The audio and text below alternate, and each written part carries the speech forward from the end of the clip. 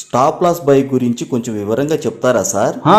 Simple గా చెప్తాను, జాగ్రత్తగా విను. ఎగ్జాంపుల్, బ్యాంక్ నిఫ్టీ 48,300 సిఈలో మనం బై చేయాలనుకున్నప్పుడు వెంటనే బై ఆర్డర్ తీసుకోవాలి. తీసుకున్న వెంటనే మనకి ఇక market order, limit order, SL order, SLM order ఇన్ని వస్తాయి. స్టాప్ లాస్ బై గురించి మాట్లాడుతున్నాం. వెంటనే ఎస్ఎల్ ఆర్డర్ అయితే ఇలా టిక్ చేసిన వెంటనే మనకి ఇలా కనపడుతుంది. క్వాంటిటీ వస్తుంది, ప్రైస్ వస్తుంది, ట్రిగ్గర్ ప్రైస్ వస్తుంది. మనం ఎంతలో బై చేయాలనుకున్నాం? ఎగ్జాంపుల్ వచ్చేసి 320లో మనం బై చేయాలనుకున్నాం. 320ని ఇక్కడ ఇచ్చుకుంటాము. ఇక ట్రిగ్గర్ వచ్చేసి ఒక పాయింట్ డౌన్ లో పెట్టుకుంటాం. ఇక్కడ 319 ఇస్తున్నాం. ఇప్పుడు ఏమవుతుంది? వెంటనే మనం బై మీద క్లిక్ చేయగానే వెంటనే మనకు ఆర్డర్ అయితే ఓకే అయిపోతుంది. ఎగ్జిక్యూటివ్ ఎప్పుడవుతుంది?